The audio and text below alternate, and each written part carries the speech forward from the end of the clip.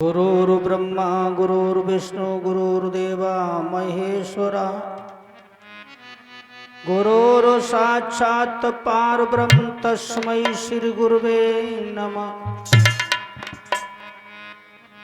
मैया बीड़ा बादनी अयो हंस सजाए, आज आपने दास को मैया दीजो ज्ञान बताए।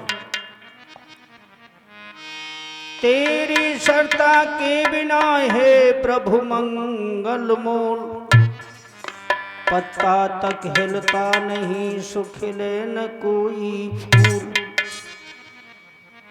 आदरणीय भागवत बंधु, माताओं बहनों और संत समाज, समस्त ग्रामवासी इस व्यासपीठ से आप सबके लिए राधे राधे बोल रहे हैं। राधे राधे बोलो, एक बार और बोलो राधे राधे। आज इस कलयुग में, कलयुग के प्रभाव से लोगों का मत भ्रमित हो गया है। जो कि बेटा बाप की बात नहीं मानता है, घर वाले सब अलग अभिमान करे। भैया कि मत अभिमान करे, ये तन पजर खा कहे जाएगो। मत अभिमान करे, ये तन पजर खा कहे जाएगो। मत अभिमान करे, ये तन पजर खा कहे जाएगो। मत अभिमान करे, ये तन पजर खा कहे जाएगो। हरि बोल।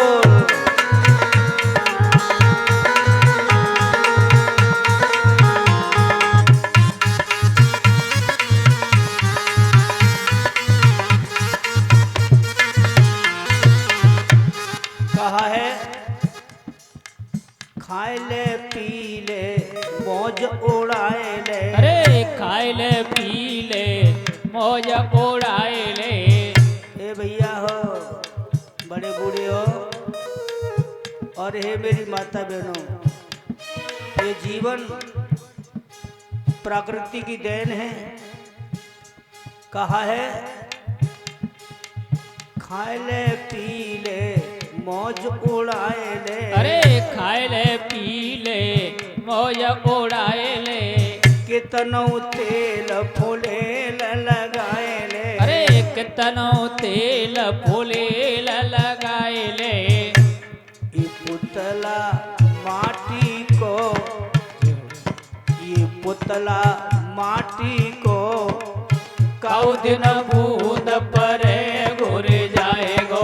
मत अभिमान करे, ये तन पजर खा कहे जाएगो। हरि बोल, सभी बोलो प्रेम से।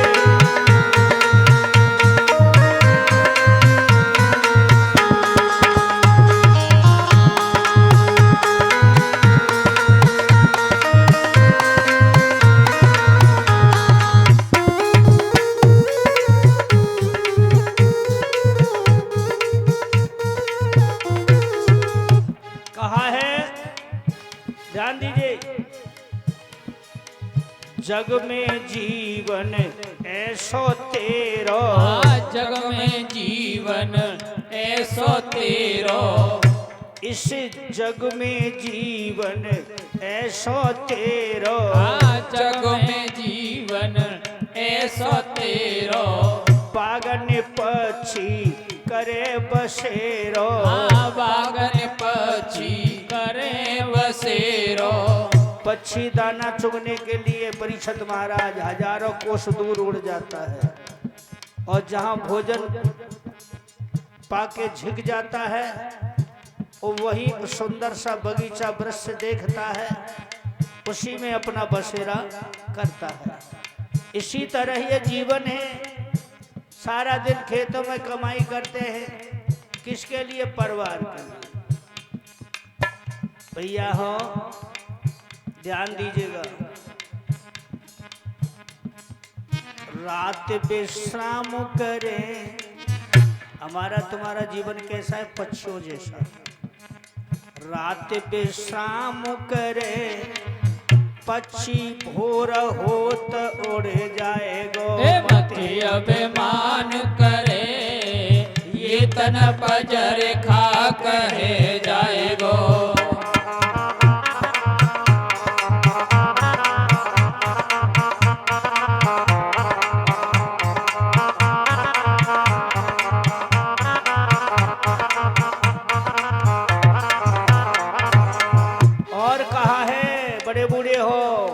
ध्यान दीजिएगा, परस्वारत है बड़ो भजन से। परस्वारत है बड़ो भजन से। परस्वारत है बड़ो भजन से। परस्वारत है बड़ो भजन से। कर लेने की कछु बदन से।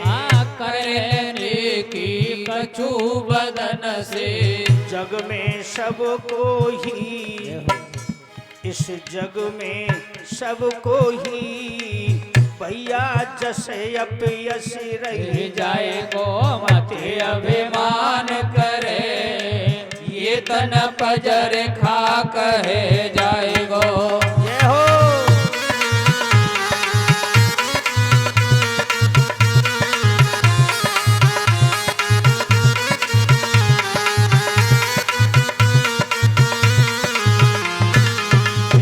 कहा है सीताराम सीताराम सीताराम कहिए। सीताराम सीताराम सीताराम कहिए। सीताराम सीताराम सीताराम कहिए। सीताराम सीताराम सीताराम कहिए। अरे जाई विधि राखे राम बाई विधि रहिए। अरे जाई विधि राखे राम बाई विधि रहिए। बजरंग बली की, भागवत महापुराण की, सनातन धर्म की। ये महाभारत किसी और में नहीं हुआ था। महाभारत का युद्ध, लड़ाई किसी और में नहीं हुई थी। केवल भाई भाइयों के बीच में ये युद्ध हुआ था। राजा पांडु और धृतराष्ट्र अलग अलग नहीं थे, छोटे बड़े थे। लेकिन गौर कीजिए मेरी माता बहनों, मेरे भाइयों बुजुर्गों, कि एक तरफ अधर्म यानी पाप कपट छल, और एक तरफ धर्म ही धर्म सत्य। जो पांडव है वो धर्म के प्रतीक है, कौरव है वो कपट है, पाप है, छल है। दुर्योधन नहीं चाहता था अपने चचेरे भाइयों को अपने भाई नहीं समझता था। हर वक्त उनके लिए कुछ न कुछ ऐसी चाल चलता रहता जिससे कि ये मर जाएं, ये खत्म हो जाए और मैं ही इकला राज करूं। तो परीक्षित महाराज श्री सूत जी कहते हैं कि हे शौनकादिक, बचपन से लेकर के इनमें झगड़ा चला आ रहा था दोनों भाई भाइयों के बीच में। भगवान श्री कृष्ण ने धर्म की रक्षा करने के लिए, धर्म का पाप को बचाने के लिए अवतार तो होकर के जन्म लेकर के आए, और वो पांडवों पे हमेशा उनका हाथ रहा क्योंकि वो धर्म के प्रतीक थे।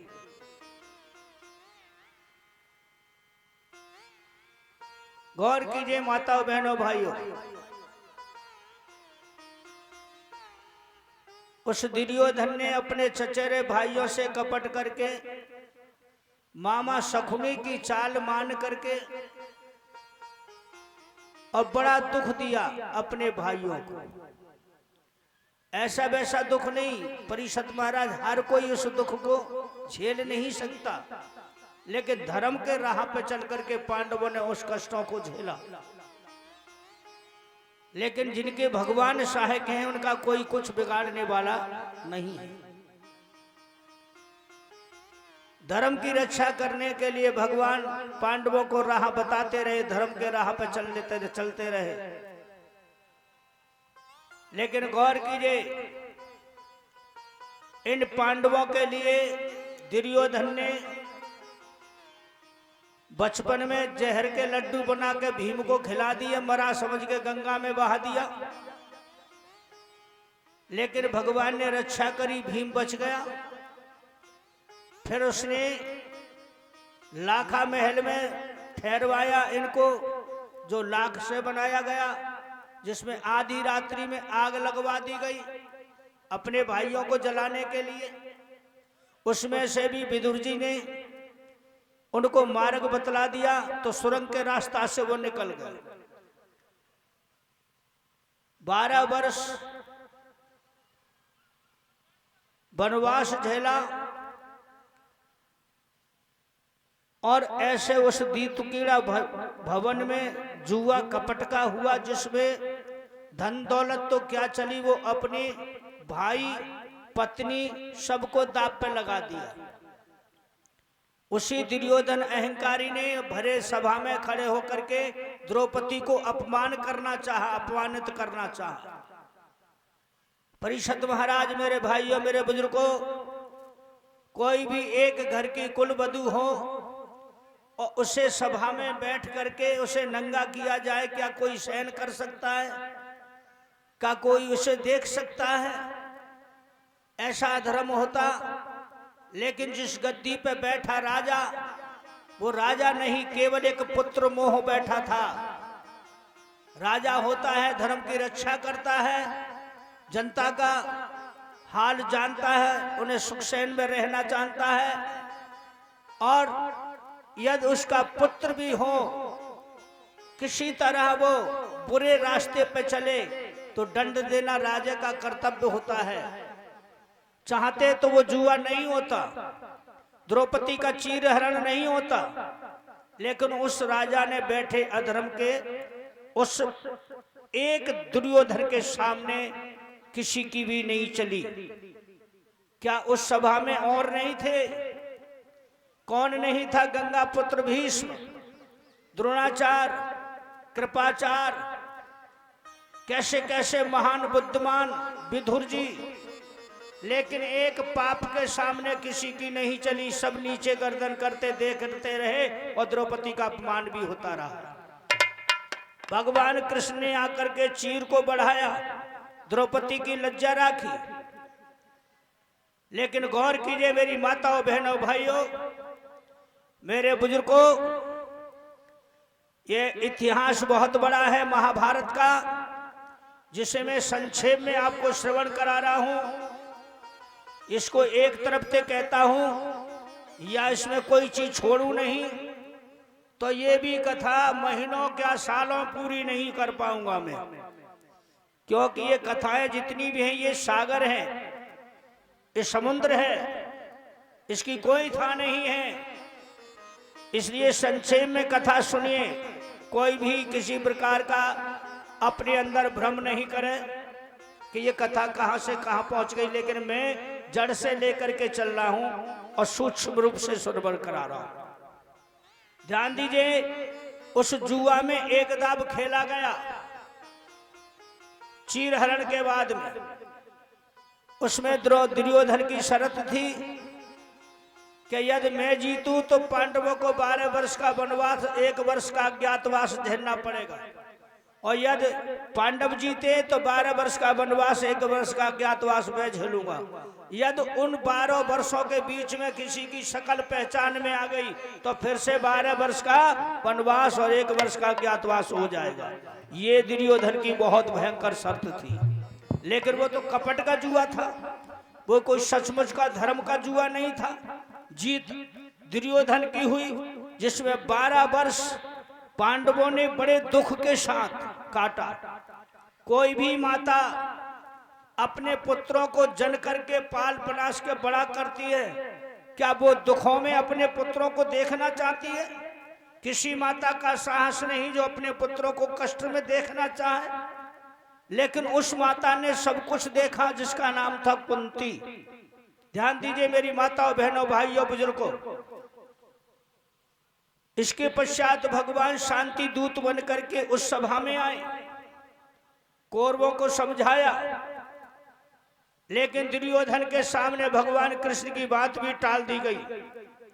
किसी बात में वो राजी नहीं हुए। धृतराष्ट्र अंधे बने उस गद्दी पे बैठे रहे और सुनते रहे, लेकिन किसी भी भगवान कृष्ण की बात का जवाब नहीं दे सके। भगवान कृष्ण ने कहा कि हे महाराज, ये दोनों ही पक्ष तुम्हारे हैं, कोई और नहीं है। इधर भी तुम्हारे, इधर भी तुम्हारे। वो तुम्हारे छोटे भाई की संतान है और ये तुम्हारी संतान है। इन दोनों में झगड़ा हुआ, किसी की भी मर के लाश तुम्हारे सामने आएगी, क्या तुम उसमें खुशी मनाएंगे? किसने मारा? भाई ने भाई को मार डाला। ध्यान दीजिए मेरी माताओं, बहनों, भाइयों। धृतराष्ट्र कुछ नहीं बोले। भगवान कृष्ण समझ गए कि यहाँ कपट ही कपट भरा है, अब मेरे समझाने से कोई फायदा नहीं। तो भगवान ने एक ही शब्द कहा। उस सभा के अंदर सब बैठे थे कि महाराज कोई बात नहीं, तुम किसी भी चीज पे अमल नहीं कर रहे हो, उनका इंद्रप्रस्थ भी नहीं दे रहे हो, हस्तिनापुर में से राजा आधा राज्य भी नहीं दे रहे हो, तो उनके लिए 5 गांव ही दे दो, तो मैं उनको समझा दूंगा। अब 5 गांव में अपनी गुजर बसर कर लेंगे, वो फिर तुमसे कोई शिकायत नहीं करेंगे। इस बात पे भी राजा चुपचाप बैठे रहे, गर्दन नीचे करे सुनते रहे। तब दुर्योधन खड़ा होकर के बोला, भगवान कृष्ण को भगवान नहीं मानता था वो दुर्योधन, केवल अहंकार में अपनों को ही भगवान समझता था कि मैं ही हूं जो कुछ हूं संसार में, और कोई है ही नहीं।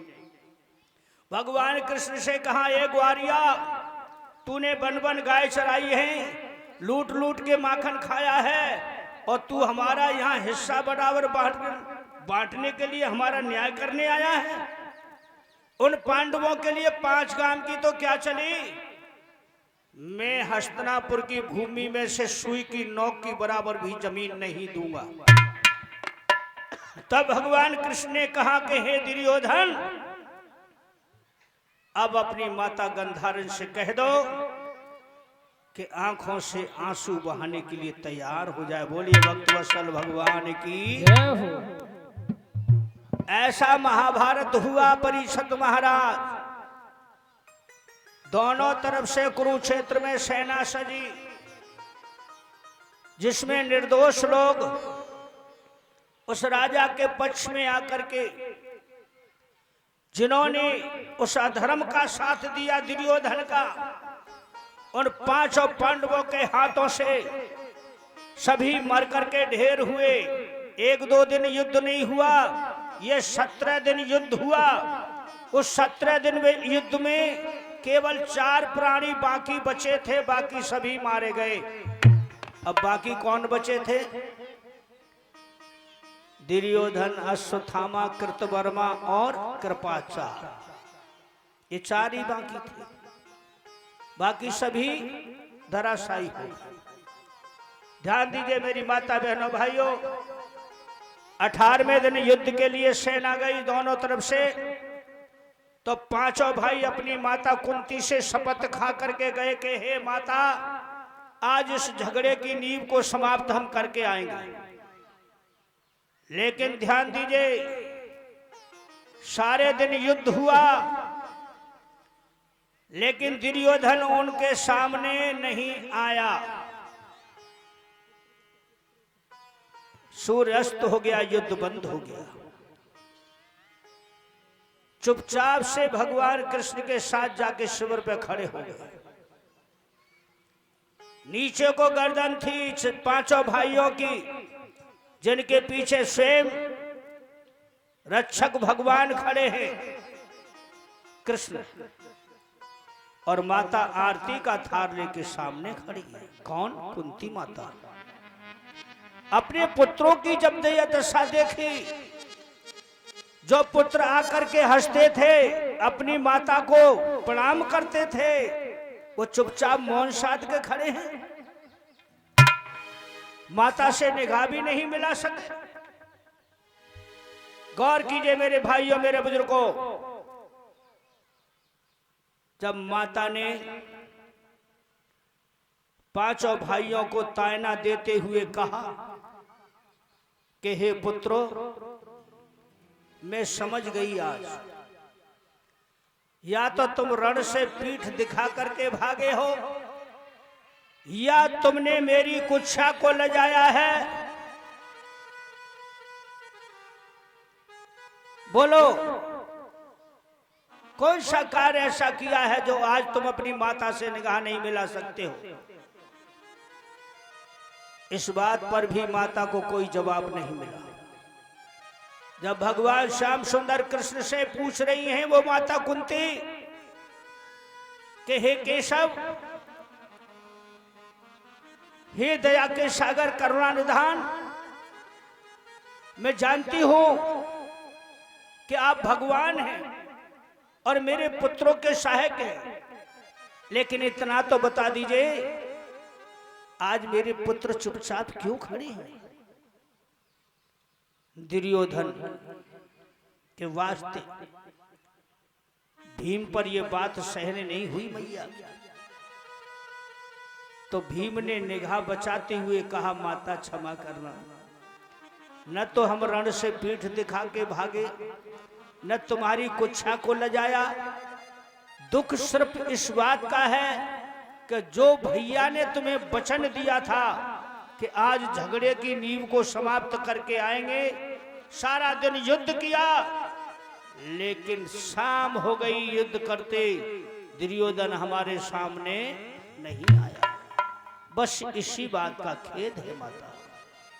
इतनी बात सुनते ही वो माता कुंती, जिसका हृदय भरा हुआ था उस दुर्योधन के दुखों से, जिसने उसके बेटाओं को दुख दिया था, उसके शरीर में फोड़ा बने हुए वो टीस मारते हैं। माता झट से आंखों में आंसू भरा सामने कन्हैया के खड़ी और आज कहती है कि हे श्याम सुंदर, क्या तुम भी भूल गए?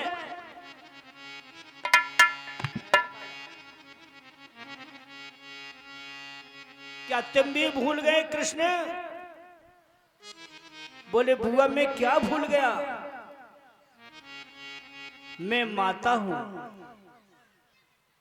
और तुम भगवान हो और यह मेरे पुत्र, जन्म से आप देख रहे हो, ये मैया आज तुम्हारे सामने आंचल पसार के तुमसे भीख मांगती है कृष्ण, कि कही रही महतारी,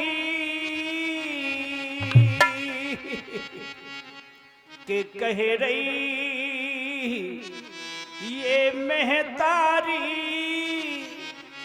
बैरिया छोड़ समर में आए, कह रही महतारी, बैरिया छोड़ समर में आए।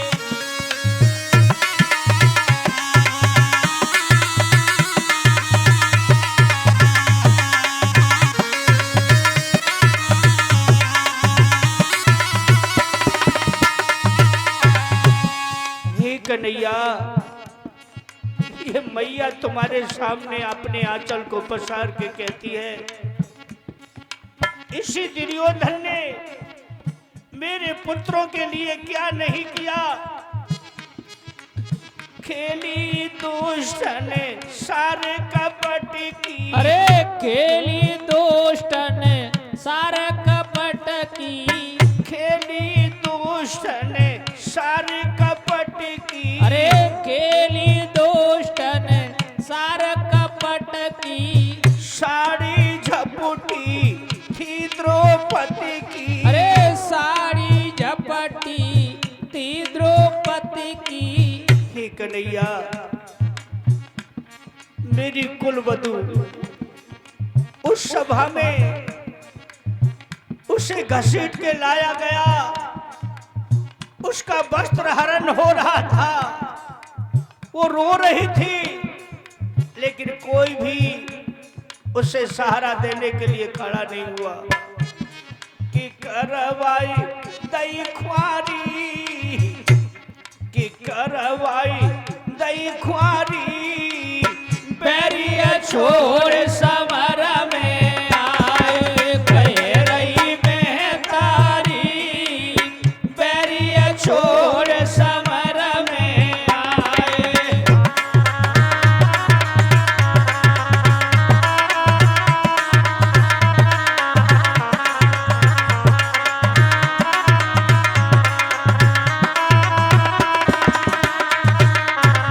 हे मोहन,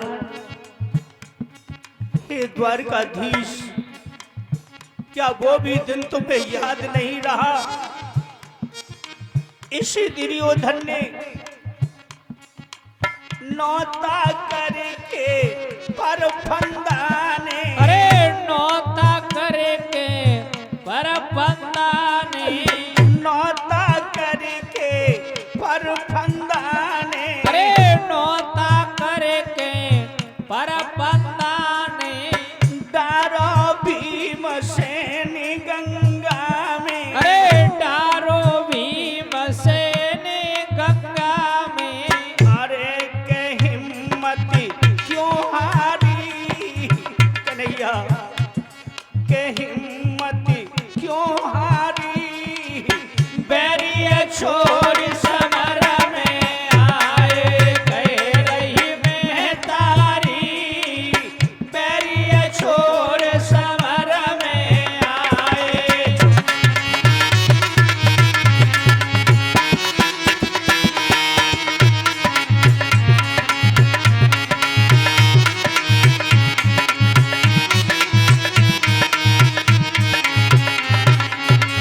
और हे कन्हैया,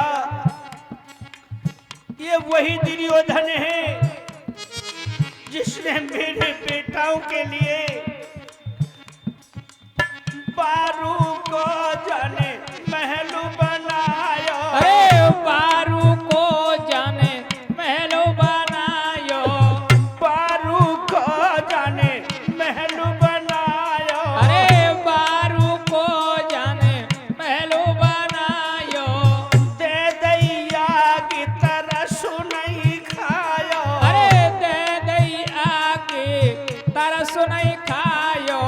अरे भीम सोने बलधारी, बैरिया छोड़ समर में आए, कह रही मैं तारी। बैरिया छोड़ समर में आए।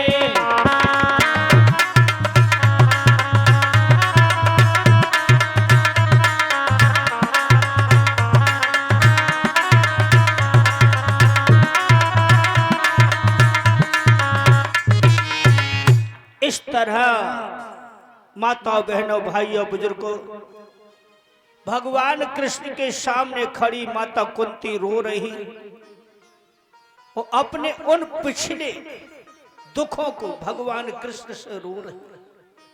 भगवान कृष्ण से यह बात कही तो भगवान कृष्ण ने अपनी बुआ को अपनी बाहों में लिया और कहा, बुआ धैर्य रखो, अब वो समय आ गया है जिस समय की मैं प्रतीक्षा कर रहा हूं। कहते हैं कि समय से ज्यादा और भाग्य से अधिक कभी किसी को कुछ नहीं मिलता है, इसलिए थोड़ा समय धैर्य धारण करो। तो आज अपनी बुआ को जेठ में भर के शिविर में ले गए। वो श्याम सुंदर पांचों भाई अपनी माता को धीरज बंधा रहे हैं, इधर भगवान कृष्ण समझा रहे हैं, इधर ये चारों प्राणी अलग अलग हो गए। परिषद जी, अश्वत्थामा, कृतवर्मा, कृपाचार्य और दुर्योधन जंगल में भटक गए। जिधर भी वो पैर रखता है रात्रि का समय है, भवन के लिए दुर्योधन जा रहा है, तो इतनी भी भूमि खाली नहीं थी जहां लाश नहीं पड़ी हो। धरती रंगीन हो रही थी, खून की नदियां बह रही थी। एक नाले की पार पर जाके खड़ा हो गया, नाला बह रहा था। दुर्योधन ने मुकुट की मणि से ज्योति से देखा तो खड़ा होकर के सोच रहा है कैसे पार करने में मैं बह न जाऊं। जो कभी मौत से नहीं डरता था, हमेशा सीना तान के छाती निकाल के चला करता था, आज इकला खड़ा उस नाले की पार पर सोच रहा है कि मैं इसे पार करते समय बह न जाऊं। लेकिन उसमें लोथ आ रही है, लुढ़कती हुई लोथ यानी लहास। तो उसने लकड़ी का गट्ठा समझ के उस पे सवार होके उसे पार हो गया, और पार हो करके उसने खींच के और अपनी मुकुट से मणि से देखा, ऐसे पीतंबर से मुंह को साफ करके, जाना को लकड़ी है या कोई और चीज है। तो क्या देखा उसने, उसी का पुत्र लक्ष्य कुमार जो उसमें लुढ़कता हुआ लाश मरा लोथ बह करके आ रही थी। दुर्योधन ने अपने पुत्र को पहचान करके दोनों हाथ धरती पे मारे जोर से और कहा, वाह, मैं अभिमान बस अपने भाई बंधु नाते रिश्तेदार किसी के लिए कुछ नहीं कर सका, लेकिन मेरा पुत्र मर करके भी मेरी नौका बन करके आ गया। बोलिए भक्तवत्सल भगवान की जय हो। आज दुर्योधन से सशक्ता हुआ, चोरों की तरह चुपचाप अपने महल में जाके रात्रि के समय पहुंचा। उसकी पत्नी भानुमति उसके इंतजार में थी। उसके पिता करवटें बदल रहे थे, जो अंधे थे उनको नींद नहीं थी। माता दोनों कुंती और गंधारिणी सशक्ति रहती थी, उनकी आंखों में आंसू भी नहीं अब आने, क्यों कि आंसू तो बह गए, कुछ रहा ही नहीं था। लेकिन सशक्ते सशक्ते रात दिन काटती हैं। आज वह पहुंचा है भवन में अपने, तो जैसे ही उसकी पत्नी भानुमति ने देखा, गौर कीजिए, तो अपने पति के सामने भाग करके पहुंची। दुर्योधन को इस हाल में देखा जिसका हृदय घबरा रहा था, तो पत्नी समझ गई और पूछने लगी, स्वामी, आपके भवन में आने से दुमदुमी बाजा बजा करता था, तुम्हारे नाम की जय जयकार हुआ करती थी, आगे पीछे तुम्हारे अंग रक्षक तुम्हारी सेना चला करती थी। आज तो तुम अकेले ही चोरों की तरह आके चुपचाप खड़े हो गए। दुर्योधन पे कोई जवाब नहीं था। गौर कीजिए और ध्यान दीजिएगा।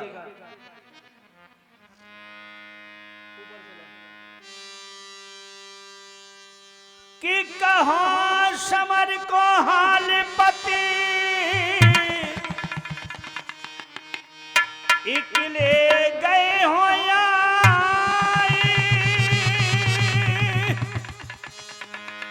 और प्राण मेरे घबरा रहे, नेक सच सच दीगू बताए। तुम्हारे इस चेहरा को देख करके मेरा हृदय कांप रहा है, आप इतना बता दीजिए। दासी कहे प्रीतम सुनो, बिगड़ो तुम्हारो अंग है, और कहाँ कुमार का फौज है, कोई न आयो संग है। कहाँ पर तुम्हारे भ्रात सब कहाँ द्रोणाचार्य प्रचंड है, देखो न कोई पास में, क्यों कांप रही भुज डंडे। कहाँ गई तुम्हारी सेना जिस पे तुम अभिमान किया करते थे? कहाँ गए वो तुम्हारे भाई जो तुम्हारे अंग रक्षक बना करते थे? कहाँ है वो तो गुरु द्रोणाचार्य जो तुम्हें नीति ज्ञान सिखाया करते थे? और कहाँ है वो मेरा बेटा लक्ष्य कुमार? इतना सुनते ही दुर्योधन कहने लगा, भानुमति कि मरे समर में सूरमा बड़े बड़े बलवान, और लक्ष्य कुमार भी मर गया, सो तेरा सुतनाना। इतना सुनते ही भानुमति पछाड़ खा के गिर पड़ी। कोई भी मां अपने बेटे का दुख झेल नहीं पाती है, वो टूट गई और गिड़गिड़ा के धरती पे गिर पड़ी है। तभी दुर्योधन कहता है, भानुमति ये रोने का समय नहीं है, मुझे प्यास लग रही है, थोड़ा सा पानी पिला दे। भानुमति समझ गई मेरे पति ने अभिमान के बस होकर के सबको खा लिया, अब प्यास लगी है तो भूख अवश्य लगी होगी। वह बेचारी लड़खड़ाती उठी, रसोई में गई, थार परोस के लाई, जल का लोटा हाथ में लाई, आसन पे लगा दिया, लोटा को दे करके कहने लगी, लो पानी भी पीजिए और भोजन भी खाइए। इतना सुनते ही वो अभिमानी एकदम से नाराज हो गया, बोला मैं अब तेरा न पानी पीऊंगा और न तेरा भोजन खाऊंगा, क्योंकि आज ये पानी दे करके यह बात कह करके तूने मेरी हंसी उड़ाई है। वह सीधा अपने पिता के पास पहुंचा, पांव के आहट से ही समझ गए। धृतराष्ट्र उठ के बैठे हो गए, कौन बेटा दुर्योधन, तुम आ गए बेटा? बोले हाँ पिताजी मैं आ गया। अच्छा बेटा आज कौन मारा गया, क्या हुआ रण में? बोले पिताश्री अब तो केवल मैं ही एक अकेला तुम्हारे सामने खड़ा हूं, बाकी मेरी सेना भी मारी गई, मेरे मित्र, मेरे पुत्र, मेरे भाई सब मारे गए। मैं चाहता था जीते जी पांडवों को मार करके हस्तिनापुर का राज सुख भोगूंगा, लेकिन मैं ऐसा नहीं कर सका। तब धृतराष्ट्र कहते हैं कि हे पुत्र दुर्योधन, तूने यदि मेरी एक बात मान ली होती तो आज ये दिन देखने को नहीं आता। तूने अपनी मां की बात भी मान ली होती तो ये दिन देखने के लिए नहीं आता। यदि तूने भगवान कृष्ण जो शांति दूत बन के आए थे उनकी बात यदि मान ली होती तो ये बात तेरे सामने नहीं आती, लेकिन तूने तो अभिमान वश होकर के किसी को और किसी की बात पर कोई भी अमल नहीं किया। हे दुर्योधन मैं तेरा पिता हूं, 99 पुत्र मेरे मारे गए, मैंने वज्र की छाती की, एक तेरे पर भी मैंने आस लगाई है। अब वो ध्यान से सुन, मेरी बात तू मान लेगा तो तेरे लिए भलाई होगी। बोले पिताजी अब क्या बाकी रह गया है?